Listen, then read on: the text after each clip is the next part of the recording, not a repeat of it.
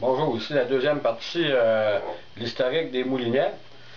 Aussi, tantôt j'ai oublié de vous dire que les Rill Mitchell, ici, les premiers qui ont été conçus, ça a été fait dans le temps de la guerre mondiale, la première guerre mondiale, dans les années, tantôt dans les années 45, un petit peu plus tard peut-être. Ça a été les premiers Mitchell. Ça, le bien du monde. Si vous allez sur Internet, vous allez voir l'historique, vous allez voir qu'ils ont fait toute une panoplie de moulinets Mitchell, c'est terrible. Regardez, comme j'ai vu des modèles même que j'ai jamais vu sur le commerce avec des bobines vraiment allongées, avec des triples bales sur le moulinet. Ils ont fait des moulinets pour l'eau salée, ils ont fait beaucoup de types de rilles vraiment formidables, même qu'on pourrait dire dans le temps, c'était des. Quelqu'un qui avait un Mitchell, c'est comme le meilleur moulinet qui pouvait exister. Il y avait les Rumeurs, il y avait les fameux Luxor. Aujourd'hui aussi, on les gâtait avec l'évolution des moulinets. Je peux vous dire qu'on n'a pas à se plaindre.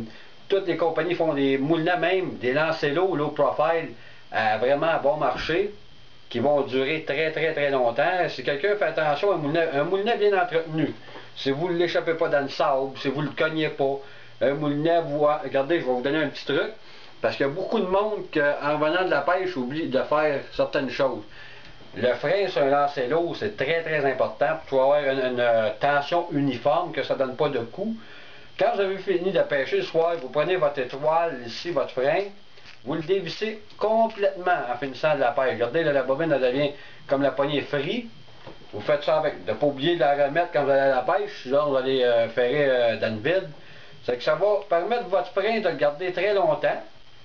Puis quand vous voulez faire l'entretien de vos moulinets qui coûtent 100 300, 600 à toutes les années ou à tous les 2 ans, ça dépend des nombre d'heures que vous allez faire avec votre moulinet toutes les années. Si vous faites 2 parties de pêche, ça ne vaut pas la peine de le faire nettoyer. Vous allez, il y a des centres spécialisés à Ville-Saint-Laurent, Shimano Pêche, Steve Corbicero qui fait l'entretien des moulinets, le nettoyage, il change les pièces. C'est un très bon monsieur qui s'occupe de ça. Moi, je faisais la même chose l'année passée pour Jacquard et Shamrock. Puis, il fait des très bons travaux sur les moulinets.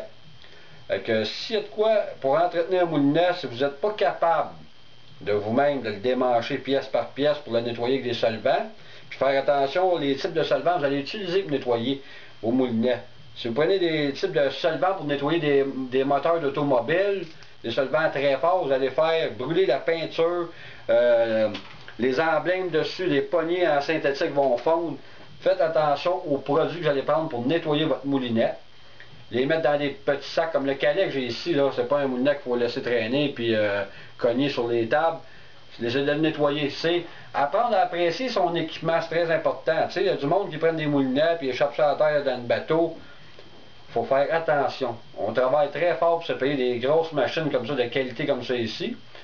Si vous voulez que ça vous dure très longtemps, c'est d'en prendre très soin. Vous avez travaillé pour vos équipements, c'est votre passion. Ça veut dire de faire très attention à vos produits. Aussi, vous pouvez faire des petits nettoyages personnels, comme votre. Il y a une petite plaquette à l'intérieur de votre cast control ici, pour contrôler la vitesse de la bobine. Ça sert. Vous avez une petite plaque en cuivre. Vous la dévissez, puis des fois, là, elle est tellement usée, elle fait une petite bosse l'autre bord. Ça travaille moins bien, ça scelle.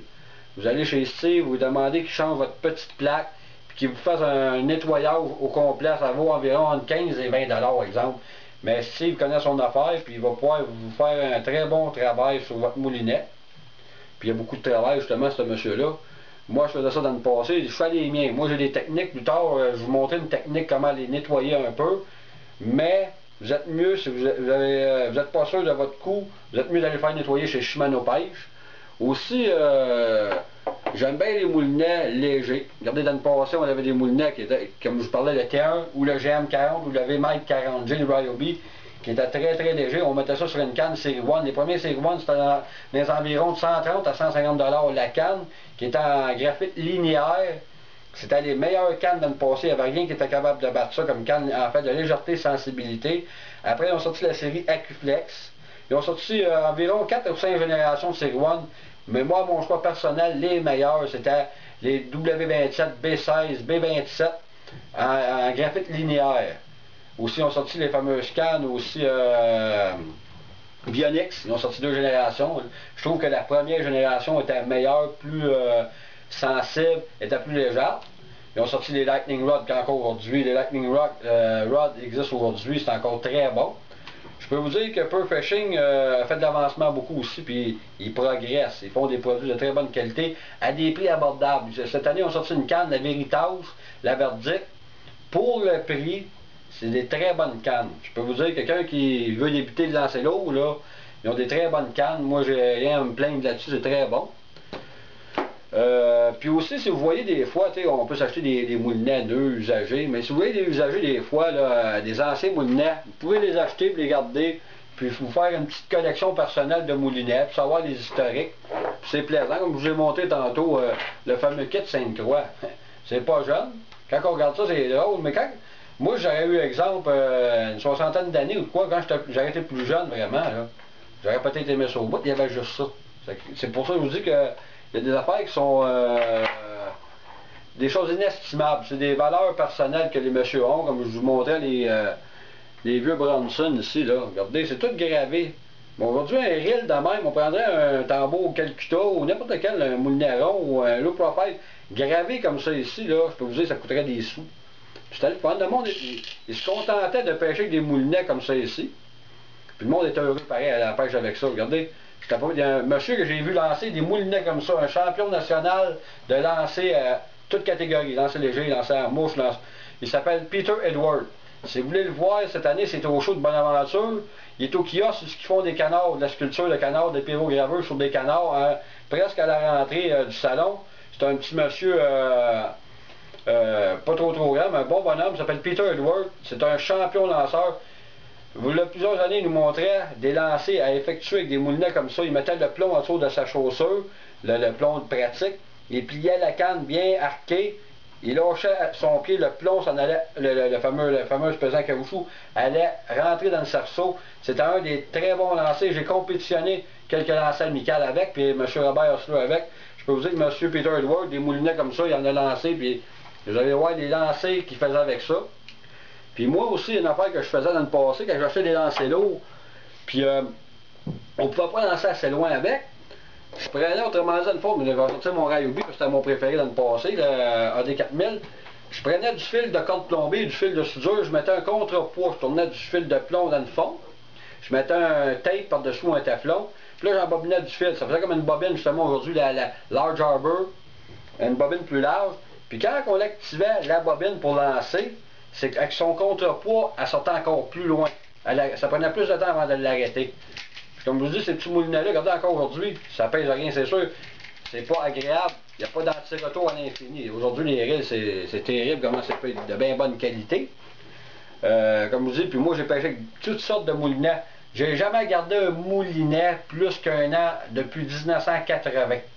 J'ai essayé des moulinets, moi, il y a du monde, c'est le casino. Ils vont dépenser sans arrêt. Il y en a d'autres, ils vont collectionner d'autres choses. Moi, toutes les années, j'achetais des nouveautés. Je suivais la mode. Comme le monde suit la mode avec les vêtements, les véhicules automobiles. Moi, c'était avec les moulinets et les cannes à pêche. Là, j'ai pas de canne avec moi, mais j'ai eu des cannes en fibre de verre. Les premiers Shakespeare, j'ai eu des cannes en baron, des Midas de Browning, j'ai eu une baron X de Fenwick. J'ai eu plusieurs types de cannes, des Beastmaster, c'était des cannes indestructibles. J'ai eu des Canis, des V-Rod, des Magnum Light. J'ai eu des séries SF, Speedmaster comme canne. J'ai eu de toutes les sortes. À toutes les années, je changeais mes moulinets, mes cannes pour essayer d'autres choses, à toutes les années. Moi, j'ai toujours travaillé dans le domaine de la vente de chasse et pêche. Mon vrai domaine, c'est la pêche. J'ai mis 32 ans, avec aujourd'hui, ça fait 32 ans que je suis dans la pêche intensive. Et j'ai progressé dans le domaine par moi-même. Des techniques, des trucs, découvrir même des nuits sans dormir parce que je voulais progresser dans ce domaine-là. J'inventais des leurres, je fabriquais des mouches. Je m'étais complété. La seule chose que j'ai pas faite encore aujourd'hui, c'est de la taxidermie. C'est ma prochaine étape.